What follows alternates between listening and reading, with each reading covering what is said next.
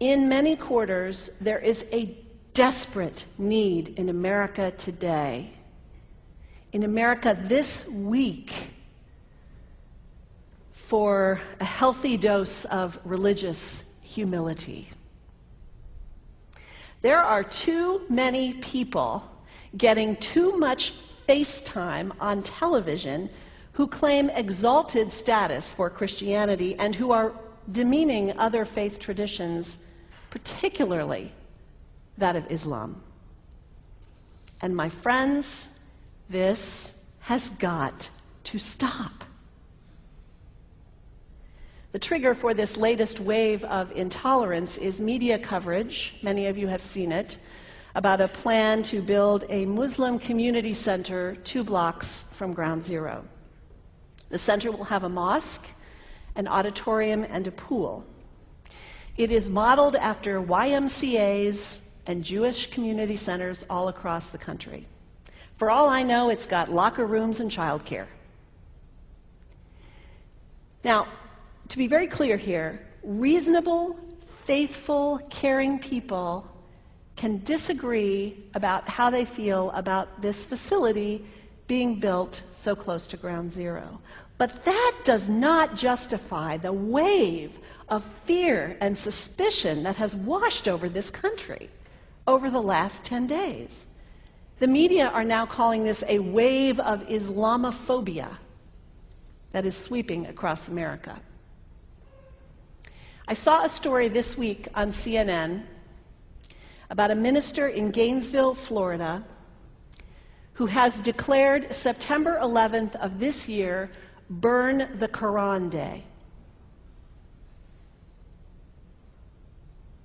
Thank you for your reaction. That was mine. This guy is a minister at a non-denominational church called the Dove World Outreach Center. He said all kinds of disparaging, insulting, inaccurate things about Islam that I'm not going to repeat from this pulpit. His message is about hate and fear, and I can assure you there is nothing in the Gospels, there is nothing in the teaching of Jesus Christ that says anything about burning the holy texts of other traditions. It is not there. The proposed burning of the Quran is obscene. It is not the work of peace.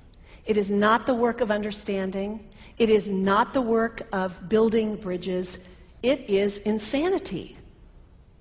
Now, the good news is there are a lot of groups, a lot of churches, even the National Association of Evangelicals, who are condemning this action and urging the church to cancel their event.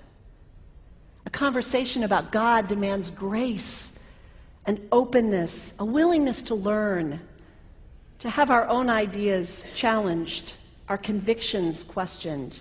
These are the hallmarks of humility. When I was in seminary, I read from someone whose name is lost to me now, when you speak of God, your voice should shake a little. You know, Jesus had no time for religious know-it-alls. He saved some of his harshest criticism for church leaders, for the Pharisees, the religious leaders who were so certain about who was out and who was in, who was holy and unholy, clean and unclean. Jesus was forever taking all this religious certainty and turning it on its head.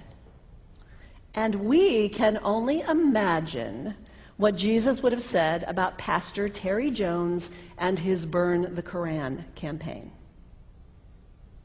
I think he would say, this has got to stop. Followers of Islam believe that the Quran is a collection of revelations received by the Prophet Muhammad from God about 1400 years ago. They believe that Muhammad was the last of a series of prophets and teachers and messengers that included Adam, Moses, Jesus, Abraham, all names revered by us as well. The word Islam means peaceful surrender to the will of God. The Quran was written at a time when the Muslim people were being driven from their homes, persecuted, and killed. The Old Testament was written at a time when Jewish people were being driven from their homes, persecuted, and killed. And religious scholars will tell you that most Holy Scriptures have stories of war and violence in them.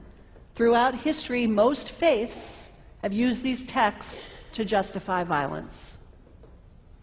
And if there's anyone in this room at this moment who's thinking that I've got it wrong, after church today, pull out your Bible and look up Psalm 137. And you'll see that our own text has passages that can make us uncomfortable. But also, like the Bible, the predominant message of the Quran is of peace and care and loving God, justice, care for the neighbor, care for the stranger. In the Bible, we have thou shalt not kill. In the Quran, we have whoever kills another, surely he is killing all of humanity. And whoever saves the life of another, surely he saves the lives of all humanity. These are words of peace, words of faith, words that could save the world if we would take them to heart. The second thing you can do the next time someone sends you one of those emails demonizing Islam, delete it. Don't forward it. Don't participate in the stereotyping. Don't give in to your fear. It's okay to be a little afraid. We all have those emotions. Just don't give in to it. Don't sign on for it. Don't focus on this tiny group of extremists who commit acts of violence. Focus on the hundreds of millions of Muslim people in the world who are people of faith, whose priorities and concerns and families are not so different from your own. And third, when you think of Muslim people, think of individuals. Think of the professor at Ohio State. Think of the engineer at Honda. Think of the teacher at the elementary school down the street. When you think of Muslim people, remember those who died on 9/11, not the hijackers. There was only a handful of them. Remember Mohammed Sunhami Hamandi. He was born in Pakistan. He came to the United States as a small child with his parents. He played high school football. He went to college. He became a part-time ambulance driver. He died, this Muslim young man, on 9/11, trying to rescue people and save lives. When you think of Muslim people, remember Mohammed Salahuddin Cloudhurry. He was a waiter at Windows on the World, which was at the top of the World Trade Center. He died that day. His wife had their baby 2 days later. When you think of Muslim people, remember Rama Salih. She was a woman, 28 years old. Her neighbors described her as fun and outgoing and generous. And she died on American Airlines Flight 11, 7 months pregnant with her first child. Remember the founder of the Islamic Circle of North America, who worked in the World Trade Center and also died on September 11th. That same group now is giving away tens of thousands of copies of the Quran in response to the campaign about burning the Quran. In the language of their own tradition, they are spreading words of faith and peace and hope. One of the ladies at the 8:30 service this morning said to me after, maybe we should declare September 11th, buy a Quran and read some of it. It is for us to share our message of love and hope and peace, but let us do it with grace and respect, and above all, humility. God grant us, as individuals, as a nation, as Christians, the humility for this work.